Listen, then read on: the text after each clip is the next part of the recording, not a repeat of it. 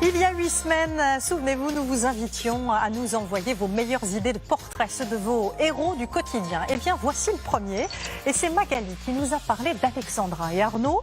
Leur histoire d'amour est née d'une passion commune pour le cheval. Et leur bébé, c'est un cabaret équestre qu'ils ont monté à Fontaine-Guérin, près de Saumur. Ils n'emploient que des bêtes cabossées par la vie. L'an dernier, 300 chevaux abandonnés ou maltraités ont été sauvés en France par les associations. Joséphine Devambé, Frédéric Mignard et Valérie Belgrand-Bardin.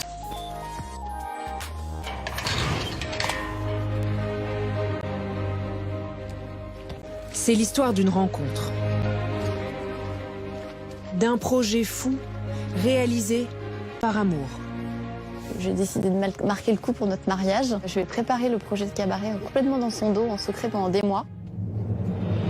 Et la veille du mariage, je l'ai mis de carte sur table. Et en gros, c'était le message, si tu veux, il n'y a plus qu'à signer. Et on y va. La rencontre de deux rêves. Pour Arnaud, ouvrir un cabaret équestre. Pour Alexandra, tenir le premier rôle. Toute petite, moi je voulais devenir artiste équestre. On m'a dit que c'était pas possible, que c'était pas un vrai métier. Et donc on m'a éloignée de ce chemin. À deux, ils ont osé monter sur scène parce qu'ils l'ont fait l'un pour l'autre. Évidemment, le couple, c'est le socle de ce projet, c'est l'ADN du cabaret. Et sans Arnaud, j'aurais jamais fait ça. Les plus réticents à prendre part au spectacle ont été les chevaux. Ils n'ont jamais eu de bons souvenirs avec l'humain. C'est les chevaux qui ont été traumatisés. Une vingtaine de chevaux abandonnés que le couple sauve de l'abattoir. C'était un cas d'extrême urgence. Les chevaux étaient déjà dans le couloir de la mort, en fait. On nous a appelés et on n'a pas hésité longtemps. Là, c'était vraiment l'élan du cœur. En fait, c'est un peu la mission, entre guillemets, du cabaret depuis 2 ans. C'est-à-dire qu'on constitue notre cavalerie exclusivement en sauvant des chevaux. Arnaud est comportementaliste équin. Petit à petit, en tendant la main, il suscite la confiance. Moi, je viens du milieu de la compétition, où le plus souvent, on a une approche du cheval beaucoup moins fine, j'ai envie de dire. Quand j'ai rencontré Arnaud et son approche du cheval, ça a bouleversé mon approche du cheval. Avec Arnaud, Alexandra apprend le travail sur un cheval en liberté. Il a ni filet, ni mort, ni enraînement, ni longe. Donc c'est une prise de risque maximum dans l'absolu. Disons que le cheval là, il peut, excusez-moi l'expression, mais me dire merde à tout moment. Parce qu'il est absolument pas contraint. Donc il pourrait accélérer, changer de sens, bifurquer, mettre un coup de cul. Se faire tomber quoi. Me faire tomber, vraiment, ouais. Sur son cheval, elle cherche désormais la grâce. Loin, très loin des compétitions, du temps où elle était championne de voltige. J'étais prise dans un espèce de système où j'étais malheureuse, mais j'y restais quand même parce que c'était un honneur d'y être. L'équipe de France, c'était mythique. Et en sortir, c'était la honte.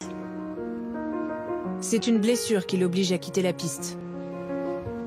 Sur un brancard. Quand je me blesse, je suis au bout de ma vie, c'est-à-dire que j'ai honte de ce que je suis, honte de mon parcours. On se rend compte des années après que ces échecs qu'on a vécus sont en fait les plus beaux cadeaux qu'on ait pu avoir, parce que c'est grâce à ça qu'on a rebondi, qu'on s'est remis en question, qu'on est allé vers autre chose. Elle renonce à sa carrière dans l'équitation, à son rêve, jusqu'à cette double rencontre. Arnaud, qui lui présente Kamael, le cheval de leur nouvelle vie. Moi, c'est sûr, ça m'a sauvée. Voilà. Pourquoi ça t'a sauvé ? Ça m'a sauvée d'une vie d'ennui, une vie où on est vivant mais on est mort. On s'est sauvés mutuellement, en fait, je pense. Ensemble, ils s'offrent un nouveau départ, un cabaret équestre qui leur ressemblera. C'était mon rêve depuis tout petit, depuis que j'avais été voir Bartabas. C'était un des premiers à faire de la liberté en plus. J'ai dit à mon père à ce moment-là, je ferai ça un jour. La prise de risque est totale.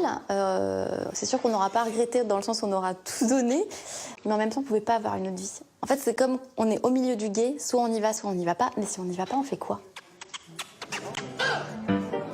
C'est une aventure.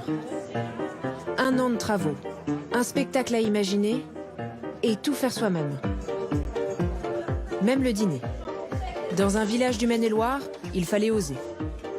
On a commencé à 1 an salon avec 10 clients et aujourd'hui on arrive voilà, avec 90 personnes et la semaine prochaine avec 200.